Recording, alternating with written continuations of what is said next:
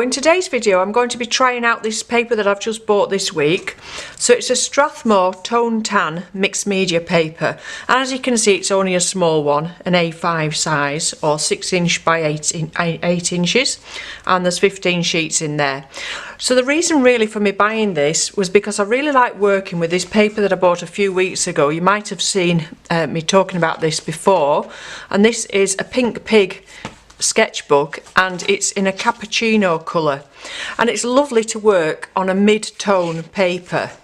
So this one you can see I use for taking to life drawing, and these are just graphite with a little bit of chalk on, maybe, or a white pencil, I'm not sure, and some Conti crayons, and it's nice to work in a mid-tone. So you're just looking at where your highlights are. I'll just turn that round.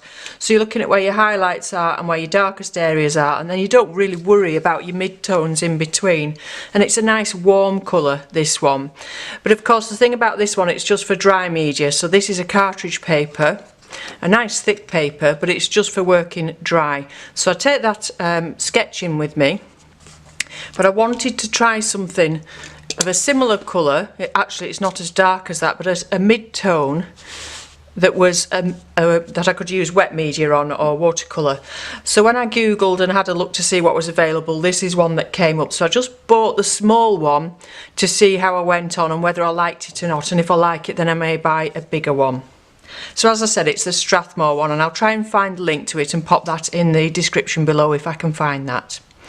Okay, so as you can see it's quite a different colour to the one I had before. This one's called Cappuccino, and this one's much lighter, but if you can see it's got a nice grain in it. It's quite a nice texture to the paper there. And I chose the mixed media one because I've enjoyed working with my mixed media pad that I've been using quite a bit, so I can use everything that I've got, different things, not just the watercolour. So all I'm going to do today is a very quick little sketch just to see how I get on with this, and I'm going to use this fine liner Unipin one, and it's a 0.5 and it's a sepia colour. So I thought that would look quite nice on here, and once I've done a little drawing I'm going to put some very small washes over the top of that and leave that paper to show through, and just put 1 or 2 washes over, and I'm going to do that with the Derwent Inktense blocks. So I'll be back with you in a moment. I'll just go ahead now and do a small drawing using the pen.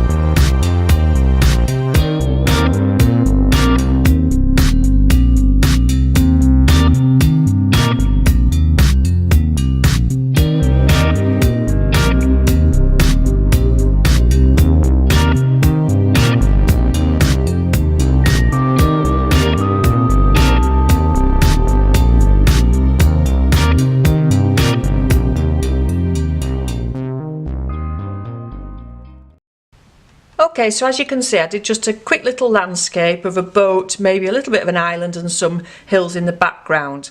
I'm going to try and leave some of this paper showing through. I don't want to cover the whole thing, I just wanted to do a little sort of ink and wash drawing, and to see how well this paper works with some wet media.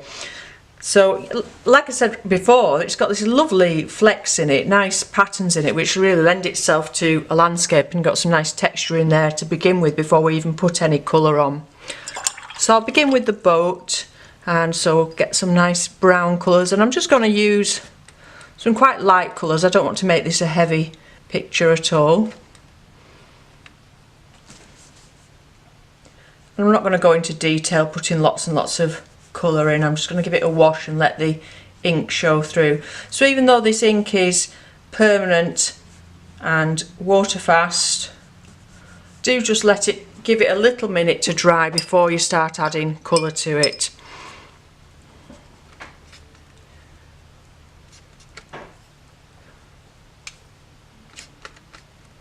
These little palettes are very handy just for mixing small amounts for doing little things like this.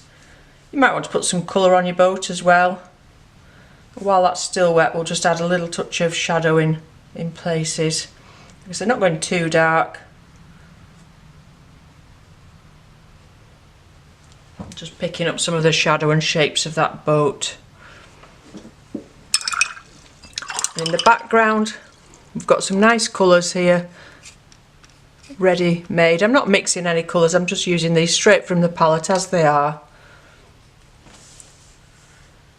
It's a nice sort of sagey green, and I'm not going to cover the whole thing. If you just leave little bits showing through, it just makes some shapes in the land.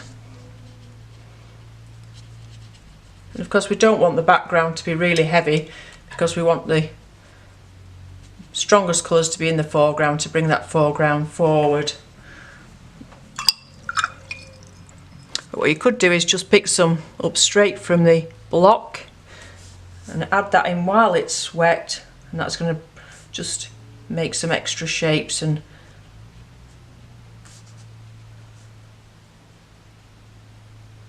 detail in the background there. So I'm just going to put a little bit of sky in. This is like a cobalty colour, but it's quite bright, so you want extra water in that. And so far so good. This paper's looking really nice. Oops, do you see I just dropped some water on there, but I'll just leave that. Maybe I put too much water in that sky. The blue isn't really showing, so I'll just add a little touch of blue in. You see how it's moving out quite nicely into that water on this paper, because it's a very, very smooth paper, so it is going to move quite well as you colour. It's not a rough paper at all, it's not sinking down.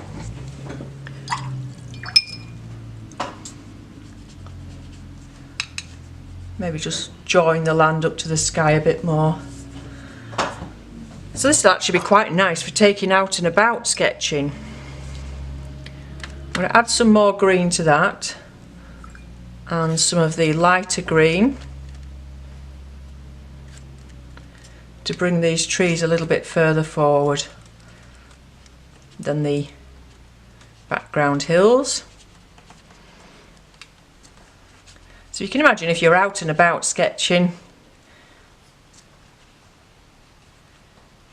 how you could soon get a little landscape down with this paper and your Inktense blocks, because of course Inktense also now do a travel set, which again will be quite handy.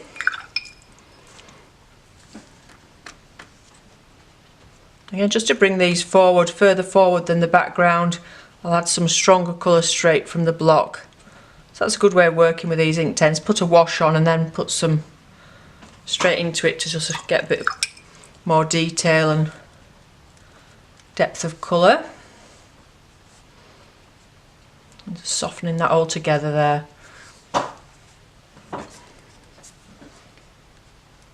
And you're going to get lots of shadows and shapes.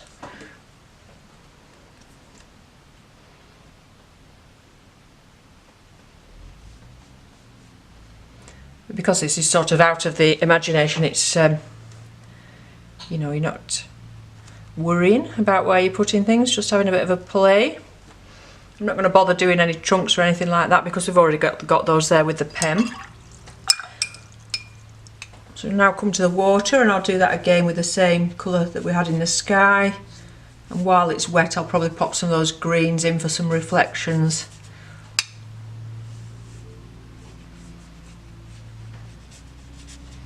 And again, leave some of that colour of the paper coming through. Just get some of that green, because you're going to have some reflections under the island there. And just use up what's in your palette. And again with the boat, you're going to have some reflections of the boat. Can you see how much that boat's faded now? It might actually be quite nice to brighten the boat up a bit. I'm just going to pop some of this yellow. It's a very acidy, bright yellow is this, but you can use it just as a bit of a wash over other colours just to add a bit of sunshine in places. It looks quite nice. It just lightens the whole thing up. And then to the foreground, again some grass and some reeds. And there's reeds actually in the water as well, so carry on that green into the water. This was just some directional lines and things, and I think I'll probably leave a lot of that paper in the foreground as it is. Again, pop some yellow in because yellow is going to bring the foreground forward and send the background away from us. And it's just a beautiful colour, that. I really like that colour. And some more of this nice green. There is a chart on Derwent's website if you want to look up the colours of the Inktense, depending on which set you've got. I've just got the 24 set. With the Inktense, if you work quite quickly, you can soften them off, but they do dry with a hard edge if you don't do that quickly. But again, it's quite nice to just leave that dry brush technique and let that paper show through. Okay, so I think that's it. As far as this paper goes, can you see it is buckling up a slight bit there? We've got a bit of a bow on it. You will see I did put a little couple of pieces of masking tape at the end just to keep that flattened down. So that's a good idea. I perhaps would have buckled even more without that. So yeah, and it will, I'm sure it'll dry flat once it's all dried, it'll go back to being flat. So it's really nice. Although it's a very smooth paper and the colours have merged really well on it, and obviously here my sky was still wet and that's gone into it. But if you were sketching outside, you wouldn't worry about that anyway because it would be just for a reference. So although it's very smooth and they're moving very quickly, also it is quite easy to control on this paper. So I think it's going to be really nice for sketching and doing little landscapes and things like this with. So I probably will go ahead and buy the next size up. And like I say, 6 x 8 inch, and it's called Toned Tan. So I will put the link down below, and I think that'd be really nice to have. Actually, it's a really nice size, that one, to have to go out and about with. So if you like working on a mid-tone paper, let us know what you think of this in the comments below, and also let us know if there's any other demonstrations or tutorials that you would particularly like me to give a go to. So thank you very much for joining me. I hope you've enjoyed that and found it useful, and I'll be back again soon, and I look forward to seeing you then. Bye for now.